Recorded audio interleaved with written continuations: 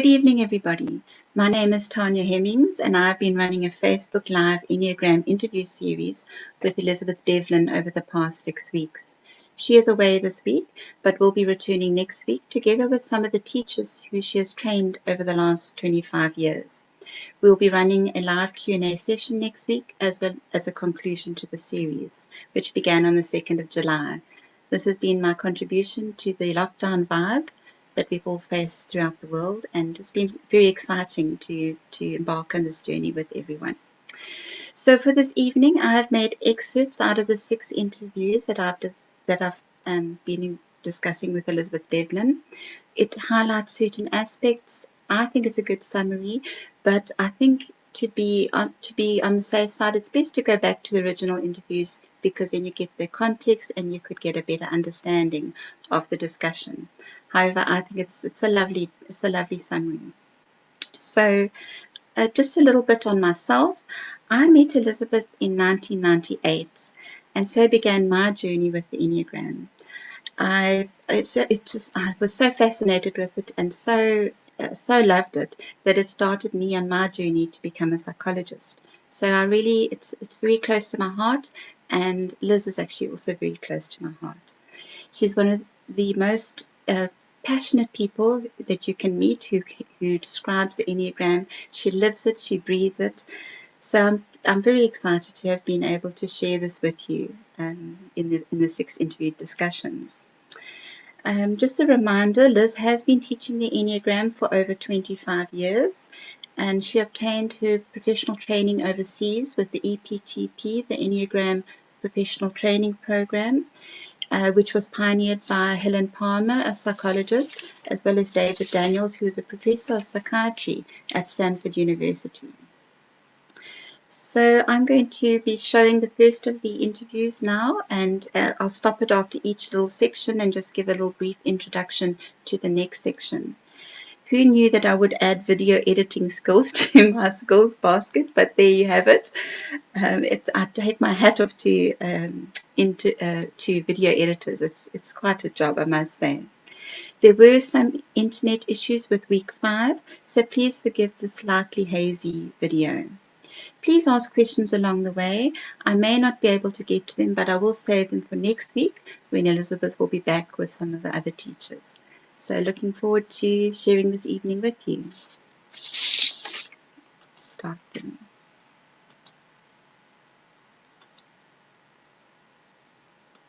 Once you know where you sit on the Enneagram, you can know and possibly understand the way your mind works.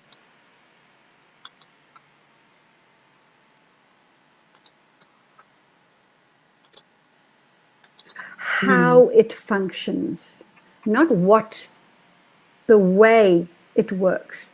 You can understand the likely feelings that will arise, and you can understand how you are inside. And I think I learnt this mostly because we've all got a head center, we've all got a heart center, and we've all got a gut center. So I spent many years with groups, organizing groups, people of the head, people who live by the heart, people who've moved from the gut, and I learned an enormous amount. But to go back to your question a little bit, and David also said it takes 2 years off the top of therapy. You immediately know where you sit on the Enneagram. You immediately know your blind spots, your biases, what your base intention is, what your difficulties are, because these are paths that have been walked for thousands of years, literally thousands of years. The Enneagram is in ancient scriptures. It's in Hinduism, Christianity, Judaism. It goes across the board, culturally, philosophically, it's everywhere. It might have a different name, but it exists. So it is used. This is also a pet little topic of mine, Tanya, because I can resonate with that. I can understand that. However, and this is also on the back of my book, we are not little tin soldiers in little tin boxes. We are not. We are incredible, unique human beings. Every single one of us are totally unique and special. And how would I put this? We all have an amazing capacity for mercy, for compassion, for empathy and love. We all have amazing capacities for perception and insight. And we also have amazing abilities to make justice happen, for integrity, for responsibility, for unity, for creating all these wonderful things. And we are each, every single one of us, different. But we all fall into a pattern. And that's what I quite like. And these patterns are well known, well walked, and known by everything, including modern psychology. We all have 360 degrees of reality, everybody. And out of this 360 degrees, we all download a very different perspective of life. We all see very differently. So I perceive differently to you, and you perceive differently to me. So out of this 360 degrees of reality, I will see a fraction of it, you will see a different fraction of it. And I think we are designed, I really believe we are all designed and created for that purpose. Because some of us are designed and created to hold the integrity. Others of us are designed and created to make justice happen. Others are designed to hold the peace. Others are designed to offer compassion and a gentle listening ear. We are all designed and created differently. And I think if I know that for myself, I can come home to that within me. I can say, yes, that is an inherent gift of mine. It's not something I've learned. Because your authentic self, your essence, your true nature of being, by whatever word, is what you're designed to offer to the world. We are not a problem to be solved. We are a gift to be given. I was presenting a workshop to a large company in Port Elizabeth a number of years ago, and I was culturally and traditionally different to the group I was presenting to. And I spoke English, and English was not their first language. So this can often bring up confusion, misunderstandings, which then lead to lack of compassion.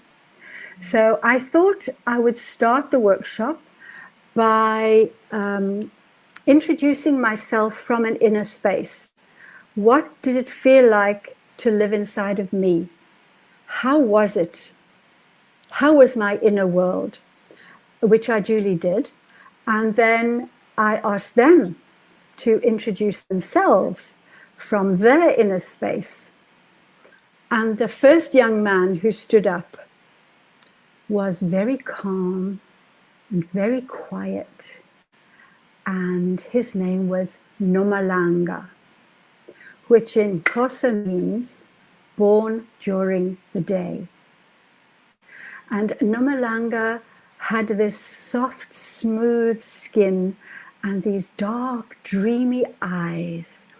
And he said to me,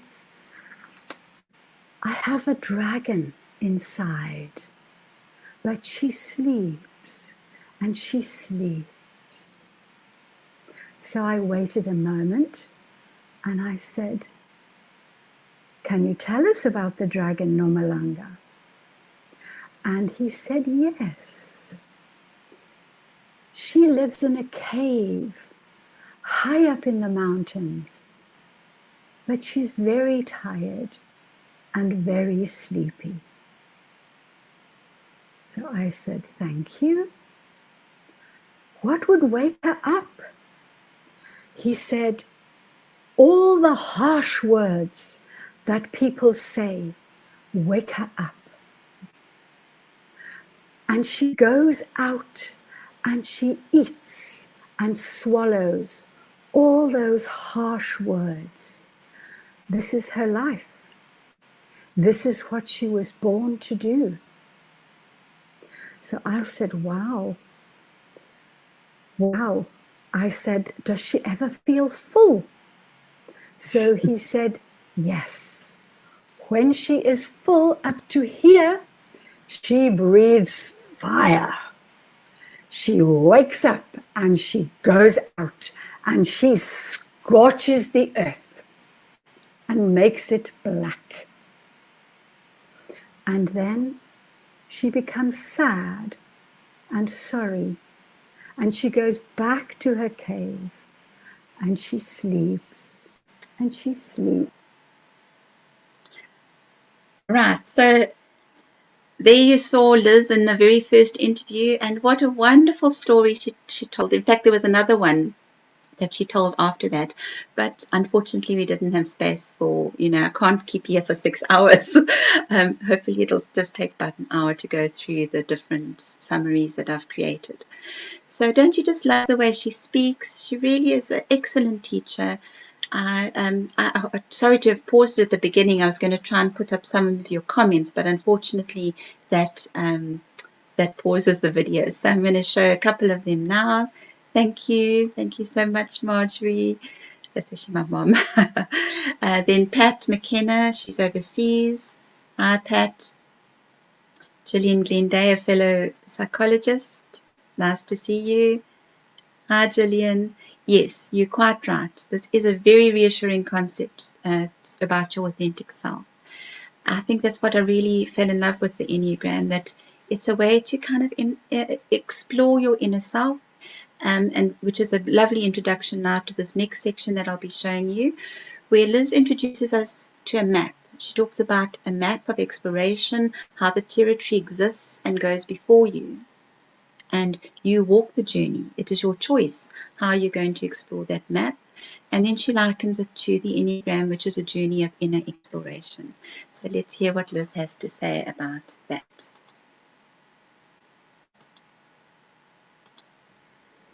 So to begin this adventure this evening, I need to ask, what is a healthy cosmology? And a healthy cosmology, according to Matthew Fox, who is one of my favorite authors, and his bit of a sidekick, Brian Swim, mathematician and cosmologist and physicist, and Rupert Sheldrake and Candice Pert, they all contribute to my worldview. But Matthew Fox states that a healthy cosmology has 3 aspects or 3 elements. The first element is we need a story from science, a story or a theory from science to tell us about the origins of our universe. We also need a mystical story to tell us about our origins and how we came to be alive in the universe. And then the third aspect is art. We need art because art forms the bridge. It bridges science and it bridges mysticism and creates an image. It creates an icon. It creates an arcanum in coded form, which incorporates science and incorporates mysticism. So the Enneagram actually is an arcanum. It is the art form. But an arcanum, as it is known in sacred tradition, is a mysterious, densely encoded symbol. It moves from the cosmic, the macro, to the micro, and it may take many forms. An arcanum is a densely encoded symbol which can take many forms. It may be an image, it may be an icon, it may be a certain gesture, it may be a mudra, it may be anything that contains. A symbol is a container, an arcanum is a container, and it contains objective, metaphysical, mysterious information and knowledge. So that's what an arcanum is, and the Enneagram is an arcanum. The word Enneagram is comprised of two Greek words, Ennea meaning 9, and grammos meaning a graph or a diagram. So from a Greek understanding, the Enneagram is a 9-pointed star-like diagram, which is basically a map. We could say an Enneagram because there are many understandings of it rather than the Enneagram. The Enneagram maps our internal world. You cannot explain it by external behaviors. So the inner world was explored by pioneers who wanted to move beyond their known thought patterns.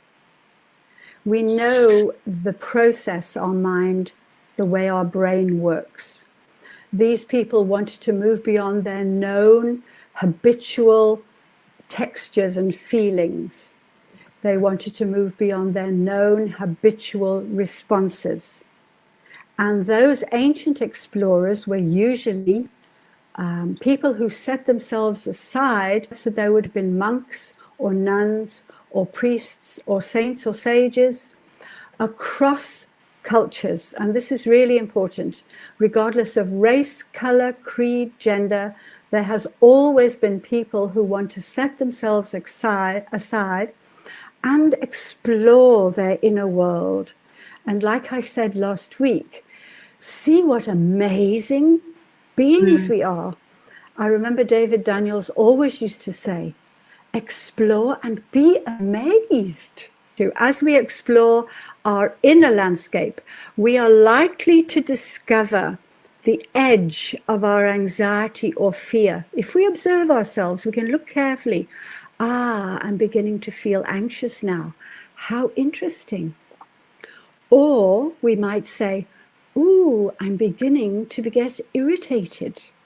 So we can observe and see, there's a little bit of jealousy emerging, or sprinklings of deceit popping up, or maybe gluttony begins to arise, or our heart is overswelling with pride. And if we stick with that, and that's the whole point, don't stop.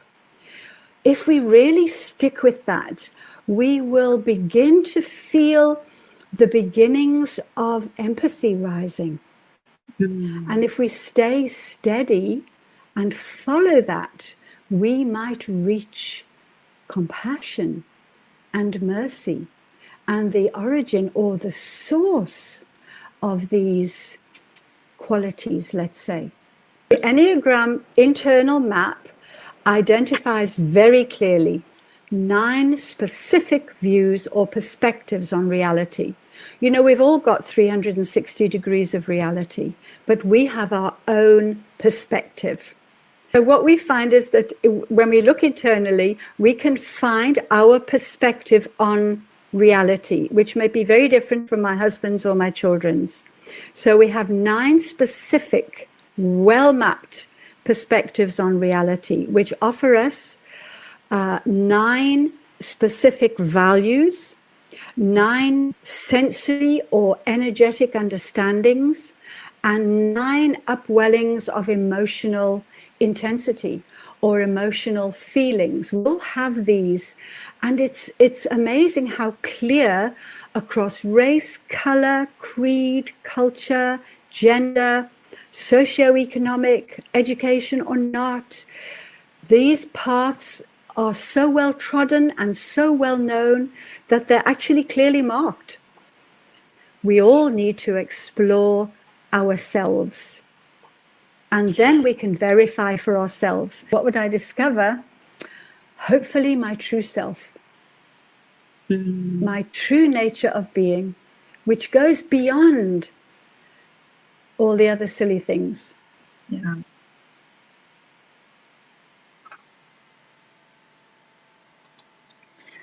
Right. So I loved how she described that, how she described the inner map of exploration, how she described the emotional patterns. She spoke about the anxiety, she spoke about the greed or the fear that might upwell. And although we have all of those different emotions, each one of us, those 9 different patterns or perspectives that she spoke about have certain of those which they exhibit more than the others. So that's how you kind of find your type or your point in the Enneagram, is to kind of look into it and discover for yourself, what am I habitually thinking?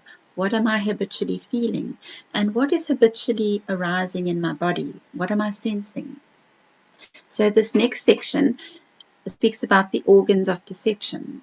And here Liz wanted the actual organs of perception, which I think is amazing, because for her it's not about airy-fairy. These are literally the organs of perception in our body that pick up, different thought patterns in our brain, in our body. There at the top there, points 8, 9, and 1, those are the body-based types.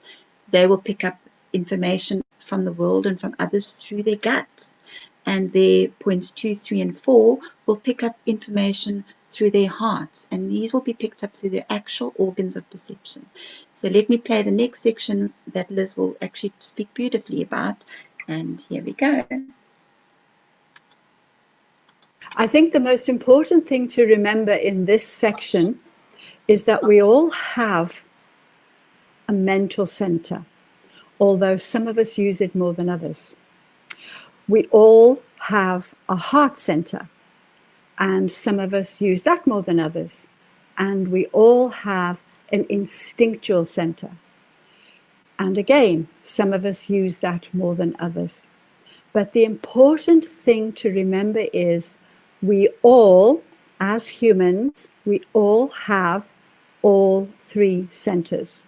We can't function without a brain or a heart or a gut, as far as I'm aware. And I think the interesting thing I want to point out at the moment is that each one of these 3 centers, the brain, the heart, and the gut, they all vibrate at a different frequency, as does every organ in our body.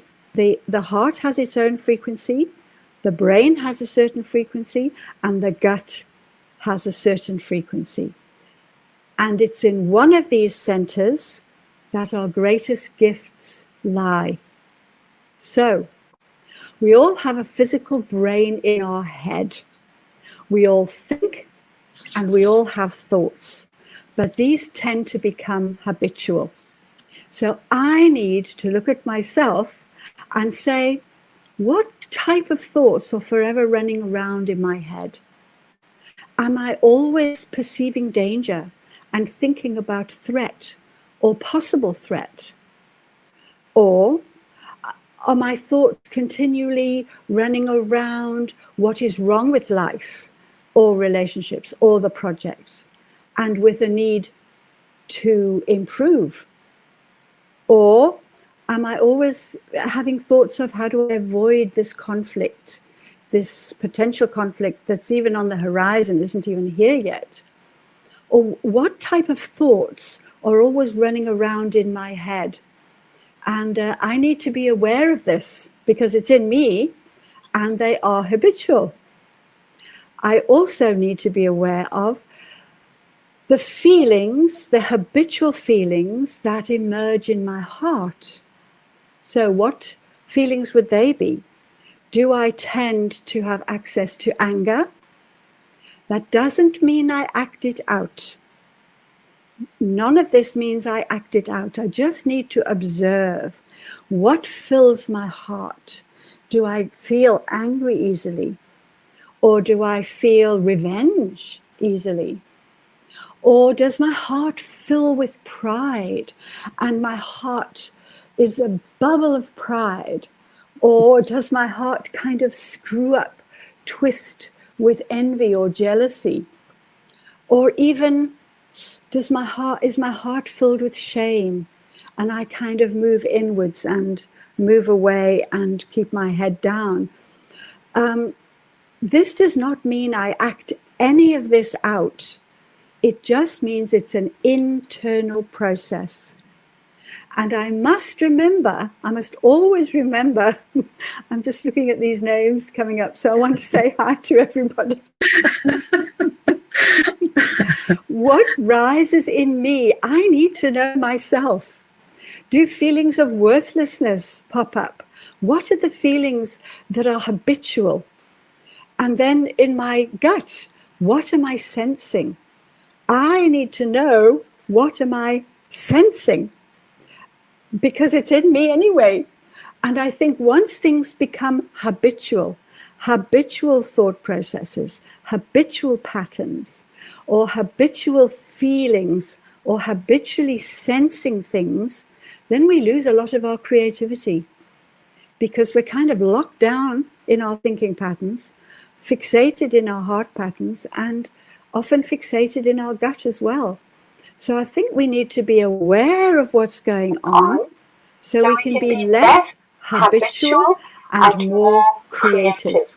Our head center and our heart center, first of all, we need to become conscious. We need to be more consciously aware in head center, heart center, and or gut center. Yes. And the paradox I want to make here is my head center, my heart center, and my gut are already 100% conscious. Yes. They already are 100% conscious.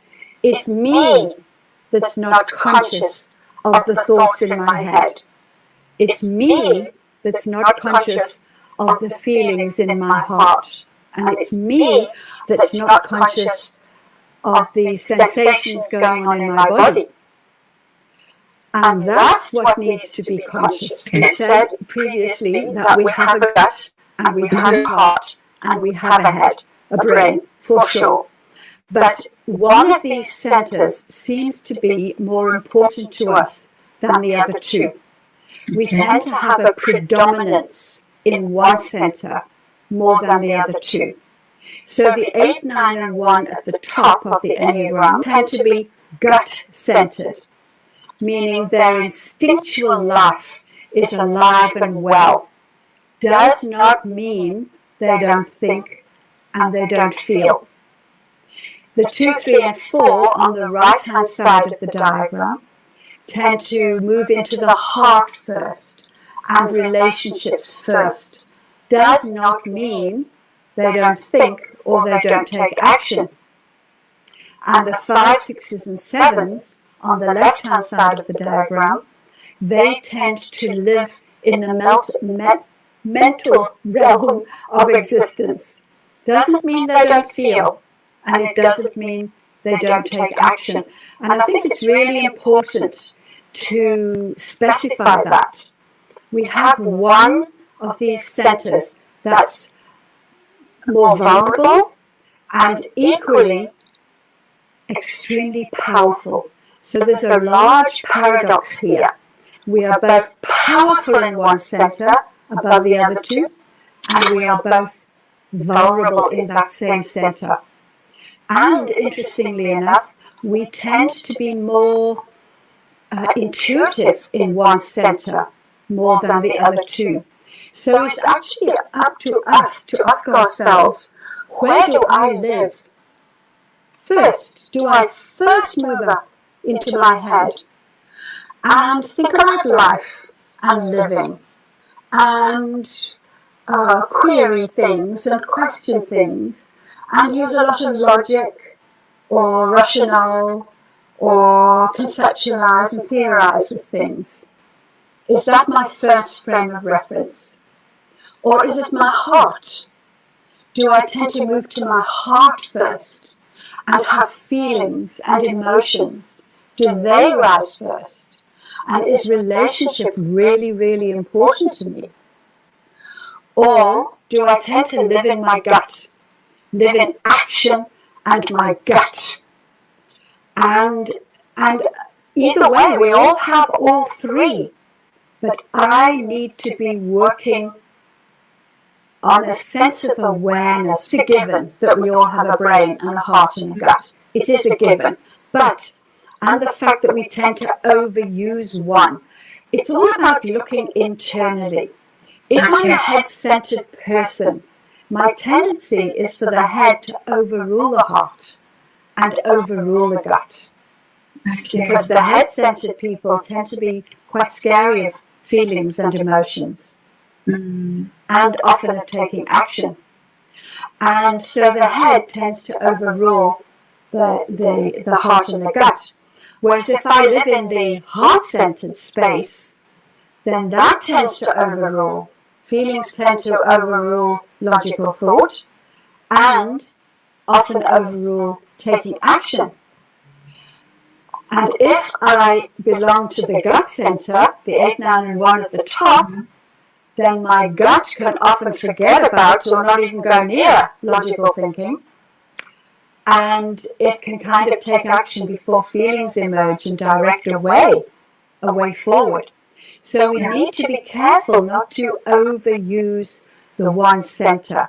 One will always be predominant, but we must be careful not to overuse it. Right, so there you saw Liz talking very much about the organs of perception, how we can habitually tend to kind of stay within our own frame of reference. So if we're predominantly head-based, we'll probably be more rationalizing, analyzing. She spoke beautifully about those analytical skills. If we're more heart-based, the 2, 3s, and 4s, then our feelings would predominate. And if we were more body-based or gut-based, we would be more alive within our sensing in the world, and then thoughts and feelings would follow. So it doesn't mean that we only have one, we have all three, but one of those centers will predominate and one of them will be more habitual. So I loved how she concluded with saying that we should be aware of what is going on, aware of where we kind of are predominating or being habitual, and kind of soften those. It is where our greatest gifts will come, but it is also where we can kind of overdo those one of those three centers. So I see there was a comment about the sound. I hope it wasn't too bad. Please forgive my novice editing skills. I know that it's not. I'm not a professional editor, and I know some of the sound was an issue because of internet problems along the line. So I'm hoping that wasn't too bad. Hi, Lana. Okay, so we're going to be going on now to the next interview, which was to do with the virtues of the Enneagram. I've combined Liz's 3 diagrams here. So really it is obviously one diagram, but she's beautifully illustrated the three different centers and what their core virtues are. So if we look at the 8, 9, and 1 there, at the top of the diagram, their core virtues are unity, peace, and harmony. The little arrows represent there that with the type 1, the energy comes inwards into the inner world. Type 8 tends to take it out, the energy out into the outer world, and 0.9 can do both, in and out. And then on the right there, we've got the heart-based types or points 2, 3, and 4. And their core virtues are hope, mercy, and love, and vice versa, explaining how the arrows work, how the energy would work. Type 4 would pull that into the inner world. Type 2 would explore that, to take that more out into the outer world, whereas 0.3 could do both. And then on the left of the diagram, we've got the 3 head-based types, and their core virtues being faith, bliss, and knowledge. Liz is going to explain and take us through this next section. I hope the sound is better. Let's see. Each point on the Enneagram holds the pattern, the power, and the potential for an incredibly specific quality or virtue. And I don't like to talk about it as a gift, because that implies that I have a gift. It implies separation to me. Whereas this is an energy. Virtue comes from the word verve, meaning energy. And so we all hold a specific energy. So we can feel when that energy is out of alignment or out of integrity or out of sync. We can feel that in ourselves. And equally profound, especially in South Africa or in Africa in general, with the fact that we are the Rainbow Nation, often termed. Our race, color, creed, gender, socioeconomic background, our education have nothing to do with this energy. This virtue, this energy that we are, is regardless, goes way, way beyond of any differences that we think are in the way. Integrity, we get the words integrated and integral, or integral, depending on what side of the pond you come from. Therefore, we can all, every single one of us, can think, feel, and sense when something is out of integrity, when it's out of alignment. We use the words out of sync. So we could say out of its pure state. So that could be the ecosystem is out of alignment with ourselves. Any body worker will be able to sense if we are out of alignment, out of adjustment, out of integrity with ourselves. Or even a computer program is something not quite right. There's something amiss. So integrity really implies a wholeness and a pure, undivided state. Okay, so let's start at the top of the diagram. We've got a circle and we've got a triangle. So we start at point 9, which is at the pinnacle.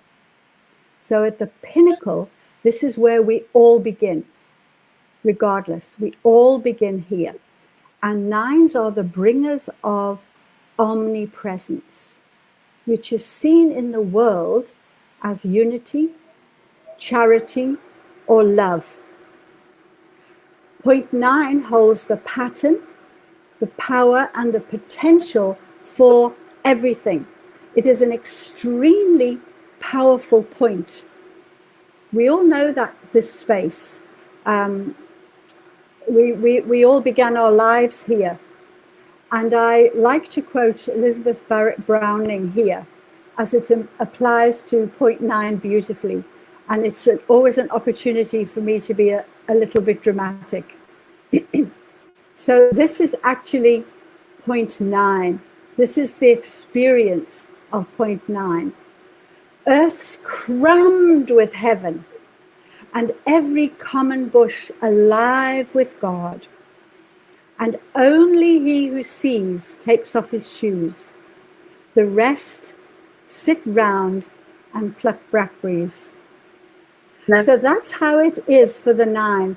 Earth's crammed with heaven, absolutely crammed with heaven. It's a unified, undivided state, pure state. Okay, so this is the place, point 9, which is the place of unity, the place of harmony, the place of peace. And 9s know, they can sense when something is out of unity, out of harmony, out of peace. I have a point 9 who's a member of my family, who when he was little, he used to say, there's a disturbance in the force. He could sense it. And I used to look around and see where's this disturbance? He said, no, Mom, there's a disturbance in the force. So there's obviously more to it than that. But so point 9 at the pinnacle is the starting point. And then point 9 explodes. It explodes expands to point 8 and point 1. So point 8, 9, and 1 are all strongly connected with the desire to hold the unity, to keep the peace, and to have balance and harmony in their lives.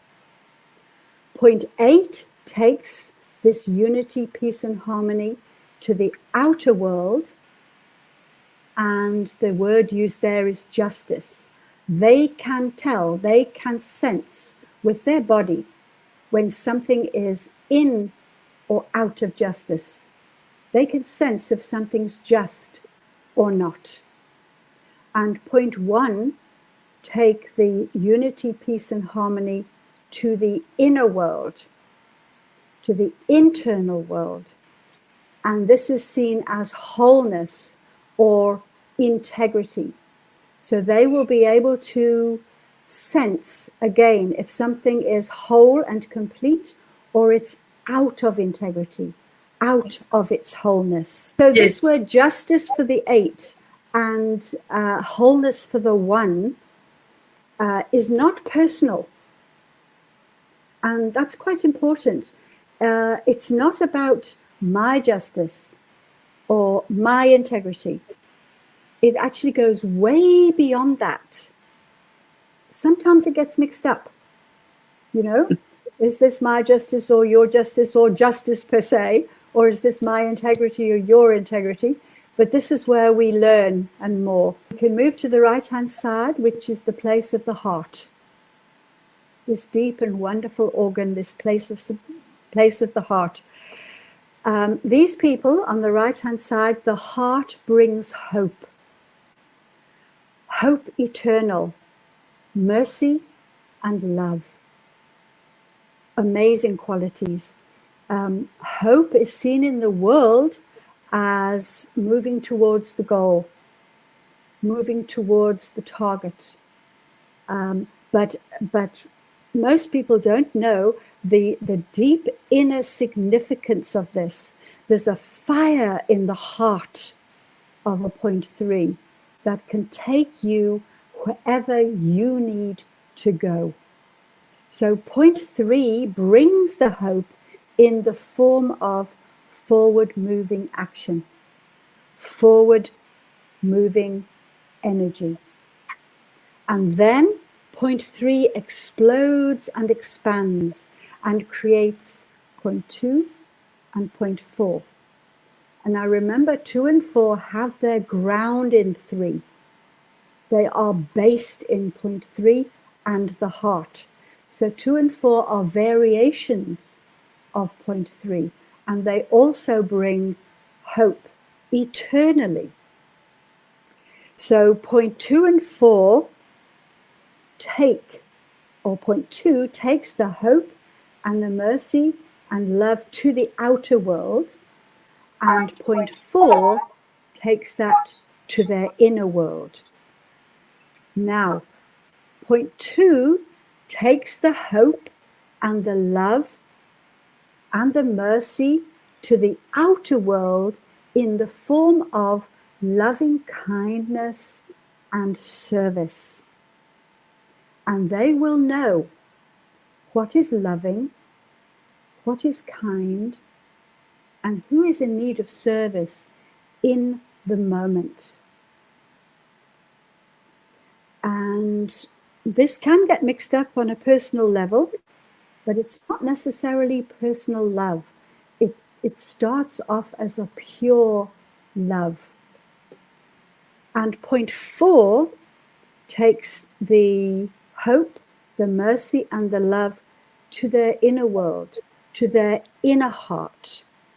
And mercy is the most profound quality here, and it is often seen as forgiveness. And they can tell who needs forgiveness, who needs mercy. Is something merciful? Is a situation merciful? Is a circumstance forgiving or not? They can sense in that moment what is merciful and what is forgiveness. To the left-hand side of the diagram, these people are the bringers of faith. Now, holy faith or faith in general is often mistaken as belief, but it's nothing to do with belief. Belief actually starts at point 3 on the right-hand side. So faith is more akin to trusting and holding what is known and what is unknown together. It's not needing proof or verification. There's just a deep knowing and a deep trusting and holding the invisible and the visible together, the known and the unknown together. And they do this with faith, and the gifts of the 6th arena is faith, knowledge, and bliss. And actually, it's omniscience more than knowledge, but seen in the world, it is knowledge. So the 6 expands, or first it explodes, and then expands to point 5 and point 7. So 5 and 7 have their base in 6. They are grounded in 6. So their core is 6, the same as 2 and 3's core. 2 and 4's core is 3, and 8 and 1's core is 9. So 7s will take the faith, the bliss, and the knowledge to the outer world. And point 5 will take the faith and the bliss and the knowledge to the inner world. Actually, I shouldn't be going to my heart, I should be going to my head, because it's in the head, it's the brain. Okay? So point 7 takes the faith, the bliss, and the knowledge to the outer world in the form of joy and delight and the offering of many, many options. No closure, no ending. And holy bliss is not necessarily personal bliss, although the two can get mixed up. And point 5 takes the faith, the bliss, and the omniscience, which is then termed as knowledge or information, to their inner world. And they will know who lacks information, who lacks knowledge, and how can they extend themselves in the moment. And this is not necessarily personal knowledge. This goes way beyond the personal, although the two can get mixed up very easily. Right, so there we have it. Liz explained that beautifully to us. Remember, these are just key insights. And so to really get a better understanding, it's better to go back to the original interview, because then Liz really expands on more of the points. And remember, it's also just an introductory series that we were introducing people to during lockdown here in South Africa. So ideally, you would need to go and do an Enneagram course with a teacher. Liz is a brilliant teacher. She will introduce some of the other teachers next week. But in an 8-week course, you could really get to have an intense and in-depth explanation of what this all means. Because when you're hearing it like this, it could be a little bit of information overload. But I love how Liz does it. I hope you're gaining that understanding that she really lives and breathes the Enneagram, and the way she explains it, she breaks it down carefully and she gives examples, which is very important. If you go on, there's lots of information on the internet that you can find on the Enneagram, but what I love about doing it in person is that you really you can ask those questions, you can really explore your inner landscape of the Enneagram, and you can do it over a nice length of time. It's not, you're not going to have to have a quick course study on the Enneagram. I know that it is being popularized on the internet at the moment, but I really would advise going to somebody who can help you do that inner exploration, because it is something that only you can do by going internally and saying, Where are my thoughts? What am I thinking? What patterns are there? What is habitually going on in my heart? What feelings do I habitually feel? What are the issues that involve me in the outer world? And then, of course, in our gut, our sensing organs, what am I picking up? What are my habitual perceptions in terms of that? So this next section, this very short section that I'm going to show you now, this came from the 5th week. So I'm nearly at the end of these short little excerpts. I've got this section and then the next section to show you. This section we called Pillars of Support, the stress and secure positions, and it just really highlights how each point has 2 other points that become the pillars of support in order to ground it properly and in order to rely on when stress and secure enters the world. So here we go. I'm going to play this for you, and this will explain this. If I can get to the video. Oops.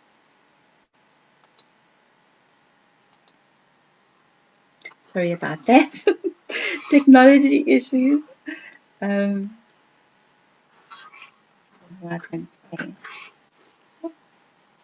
we go. And we develop a norm. Now, your norm might not be the same as my norm. And our thinking patterns tend to move along the same lines. We tend to think the same types of thoughts, and we generate patterns in our thinking. And we generally stick within narrow boundaries or borders, rarely extending ourselves. We rarely extend our potential to see something greater, something more. Each point on the Enneagram has a different thought pattern, series of patterns. And our feeling from the heart, we have repetitive feelings. As an example, point 1s on the Enneagram tend to feel criticized, even if they're not. Point 2s tend to feel rejected, even if they're not. Point 3s tend to feel a failure, even if they're not. And 4s tend to feel abandoned, even if they're not. So the even if they're not goes round every point. And 5s tend to feel a lack and pull in. And 6s tend to feel doubtful. 7s tend to feel confined or limited. And 8s actually feel vulnerable and easily betrayed. And 9s tend to feel unimportant or lacking in worth. There are so many feelings that come up inside of us. And we actually don't want to explore them because some of them aren't very nice. We don't actually want to feel half of them. So we kind of avoid them. And we tend to sense the same things over and over again. We sense danger, or we sense threat, or we sense trouble in relationships. So our thinking patterns, our feelings develop into a pattern, and our sensing tends to develop into patterns. And that's just our normal everyday life. That's when life is running normally, but when a little bit of stress occurs, then we tend to consolidate more deeply into our point. We might become more threatened, we might become more doubtful, we might feel more criticized or more lacking. So we tend to exaggerate the existing patterns. But when stress doesn't let up, when it actually continues, another point tends to emerge, and our thinking patterns change. Our feelings change, and our responses also tend to change. And this can be quite alarming to us because we can think thoughts that we never thought of normally. I think, oh my goodness, or feelings tend to emerge that are out of the norm for us. And we think, I never would have thought of that, or I've never felt that before. and our responses change. And that can be quite scary sometimes, because our responses to the situation can change. What is actually happening is that our soul is offering us another strategy, another way of coping. Because obviously the way we're thinking, the way we're feeling, and the way we're responding isn't working. So we're offered another point on the Enneagram to say, here you are. Our soul will always and forever support us.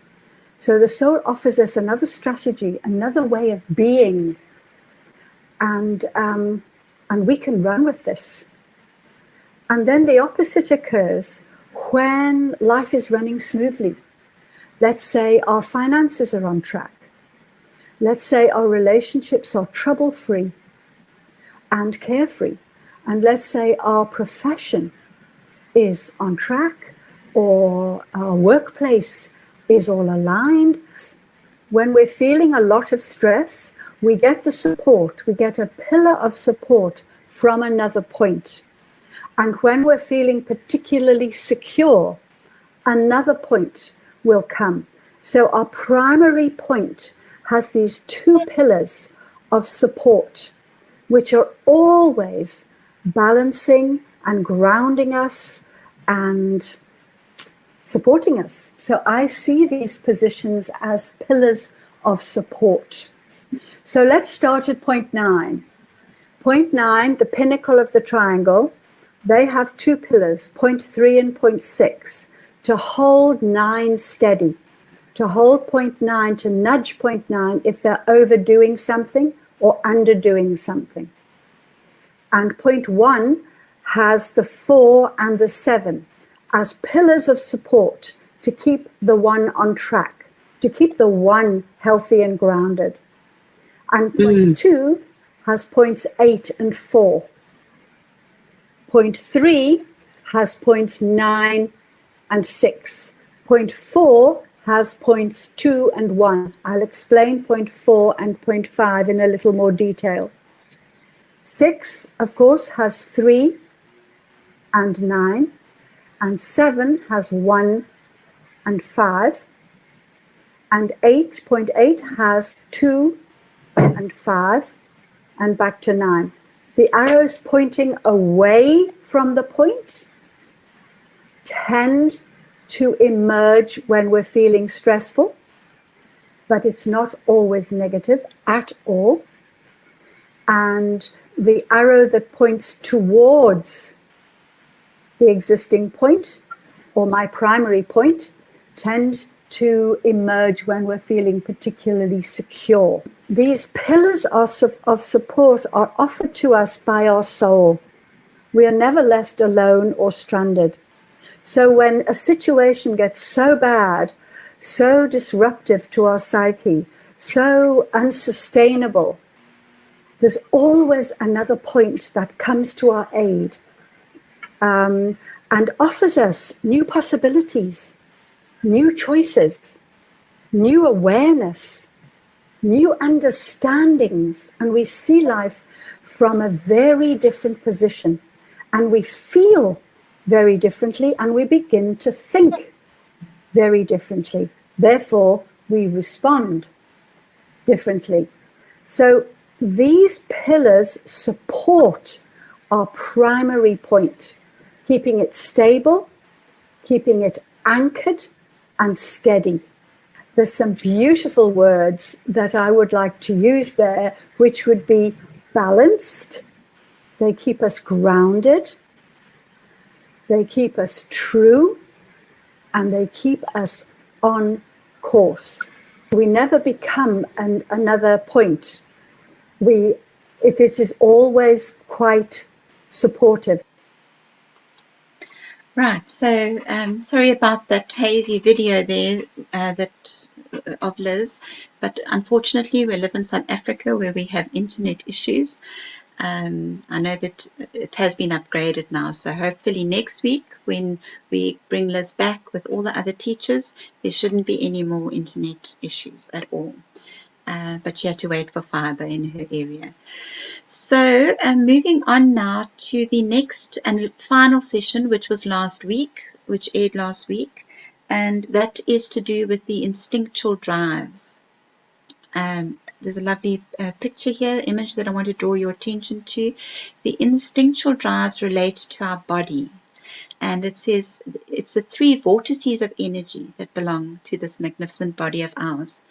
There are 3 instincts, which are namely the survival or preservation instinct, the relational or sexual instinct, and the community or social instinct. The next picture that I just wanted to show you, and this also represents this nicely.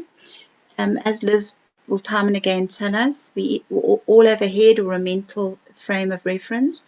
We all have a heart and emotional patterns, and we all have a gut or body or instinctual patterns.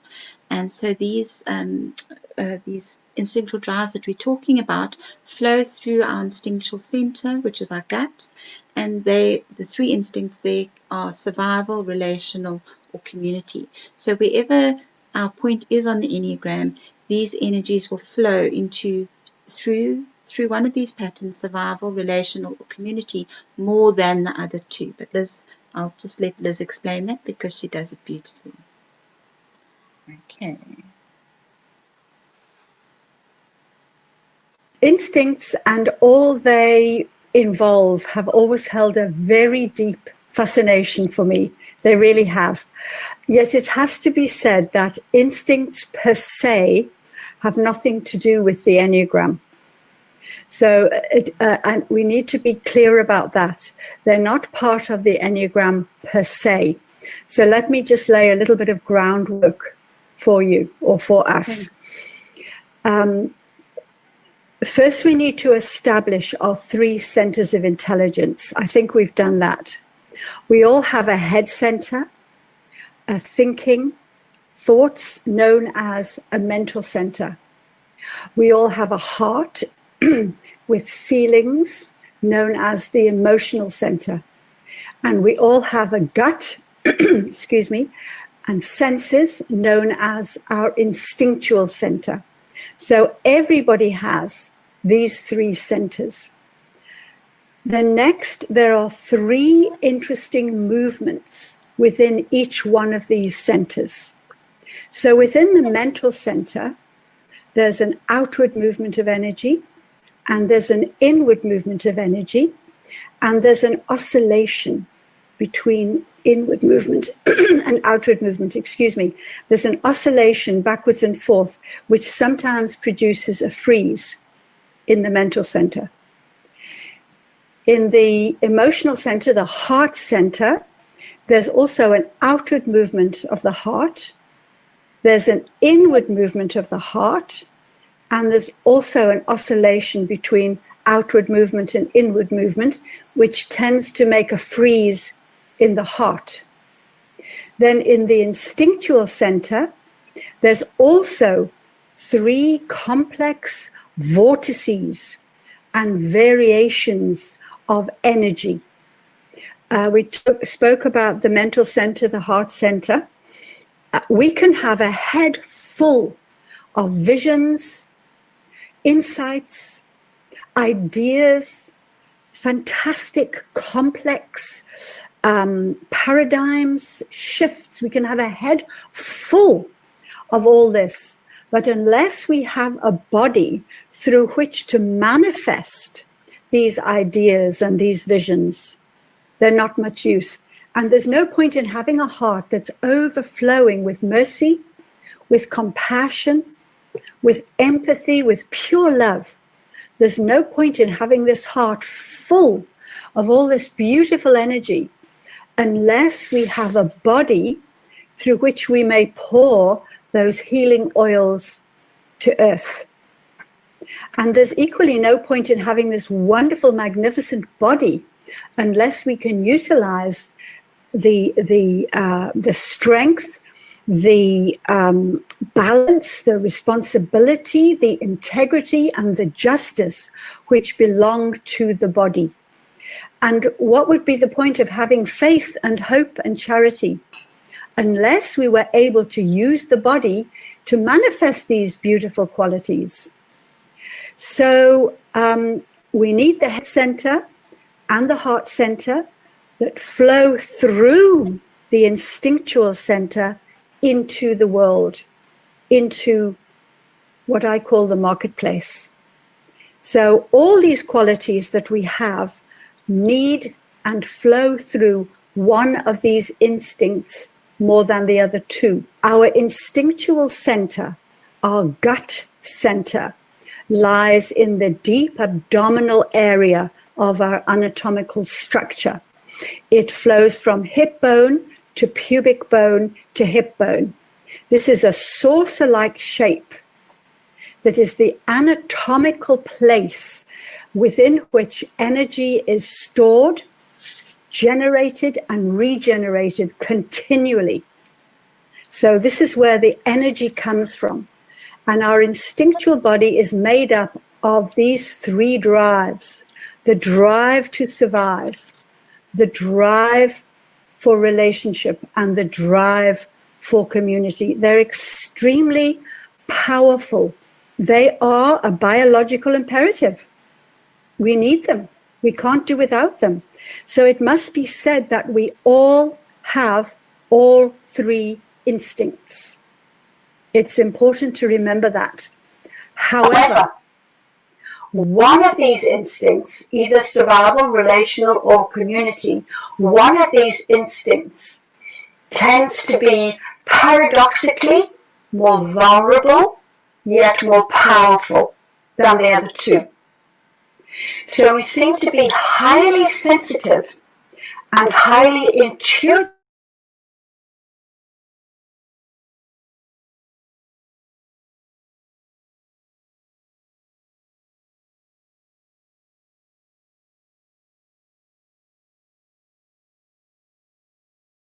Not aware of all this until we begin that process of self-observation, not other observation. Because we have all three instincts, everything, a fish or a fowl or a bee or a flower, because we all have them, there's rhythms moving between these three instincts.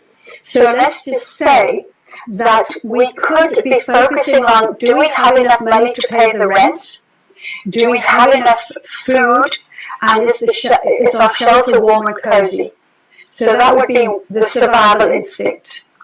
And we can then, within 5 minutes or 2 minutes, be questioning, how are our relationships going?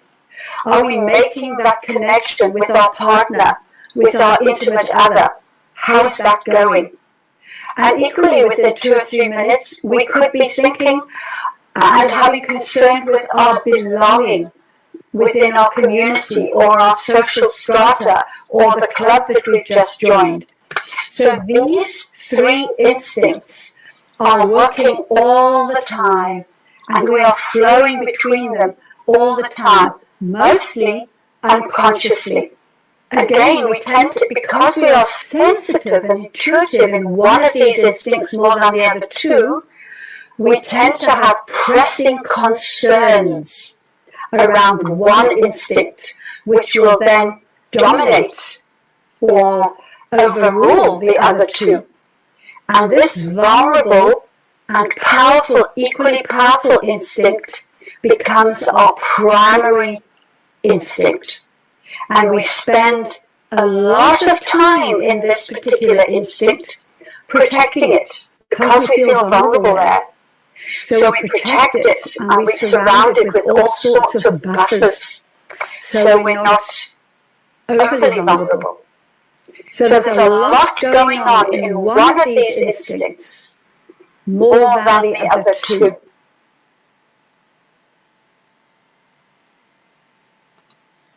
Right, so there we have it. We've come to the end of the 6 week summary. I hope it was a good one.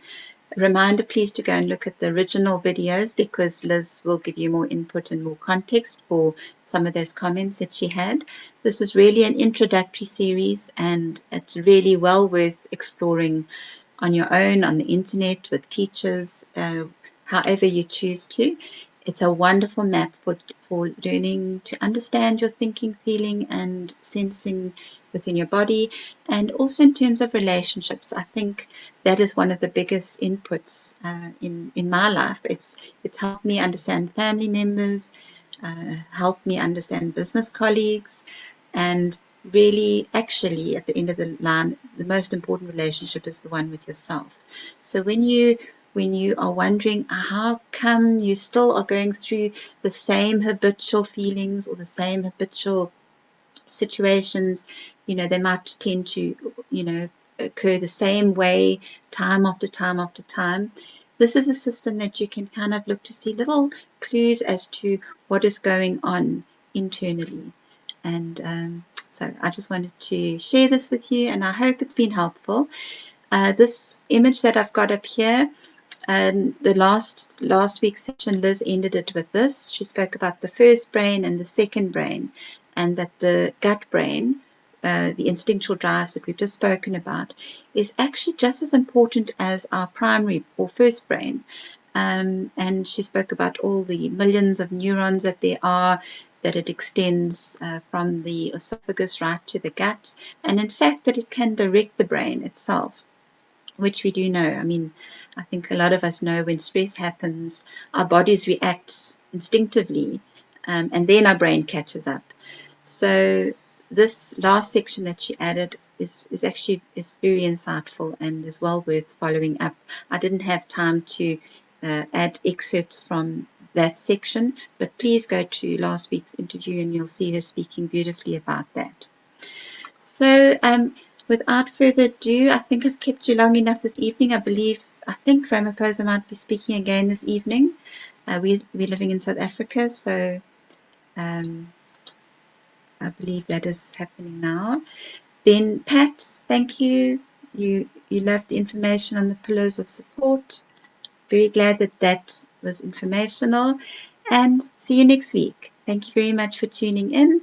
And I hope that you forgive any errors of my novice broadcasting and video editing skills.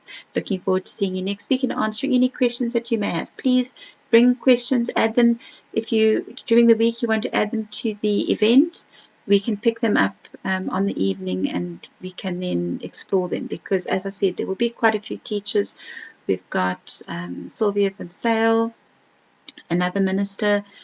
As you know, Liz herself was a minister, trained as a minister. Then we have Melita, who does a lot of workshops in Port Elizabeth, training people in the Enneagram in both private and professional bases. We've got Jayshree McCann, who's also coming online. So, and then we've got Karista, a new addition to one of the trainee teachers. So please join. You'll get a different taste, a different exploration of what the Enneagram is about. Take care and have a good week. Bye.